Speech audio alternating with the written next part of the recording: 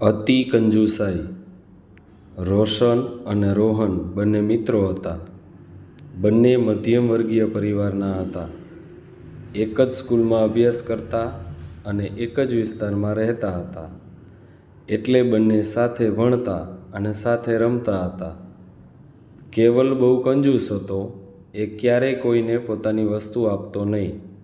તે દરેક વસ્તુનો સંગ્રહ કરતો, એ પછી ખાવાની હોય કે રમવાના રમકડા હોય.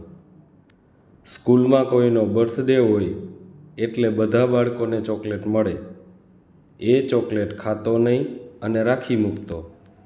એની નાની બહેન કેવલની સ્કૂલ બેગમાં ચોકલેટ જોઈ જાય અને માગે તો પણ તે આપતો નહીં.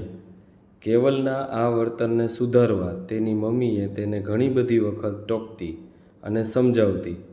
તેમ છતાં તેના ઉપર કોઈ અસર થતી નહીં.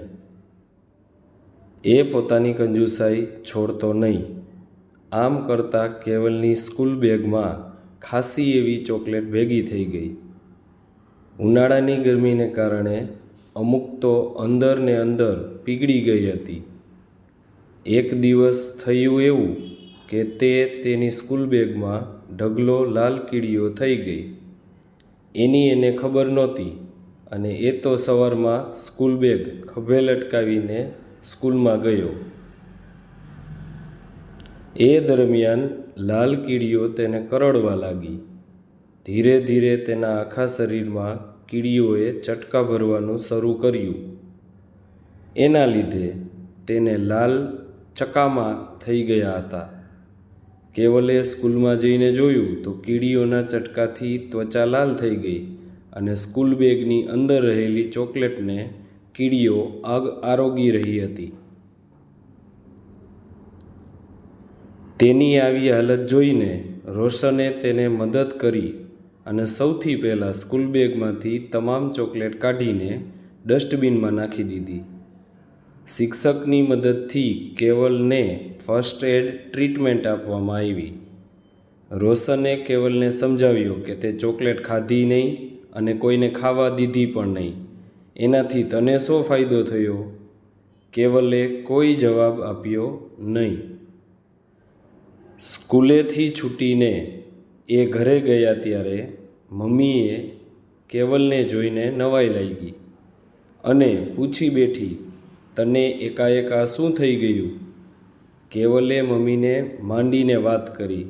મમ્મીએ તેને સમજાવ્યો, બેટા, કોઈ વસ્તુ માટે તમે કરકસર કરો એ અલગ વાત છે અને કંજૂસાઈ કરવી એ જુદી વાત છે. તું કંજૂસાઈ શા માટે કરે છે? એનાથી તને શું ફાયદો થશે? ઉલટાનું તને નુકસાન જશે. કંજૂસાઈ કરનારને કુદરત પણ ક્યારેય માફ કરતી નથી. કેવલને તેની ભૂલ સમજાઈ ગઈ.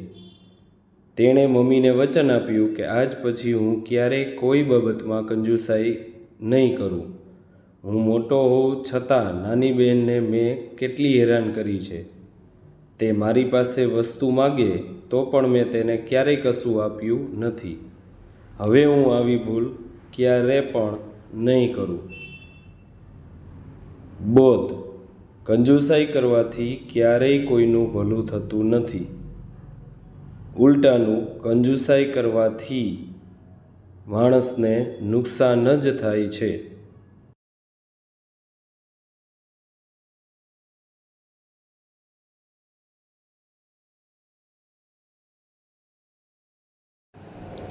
જો મિત્રો તમને આ વાર્તા ગમી હોય તો વિડીયોને લાઈક કરો, શેર કરો અને આ ચેનલને સબસ્ક્રાઈબ કરો.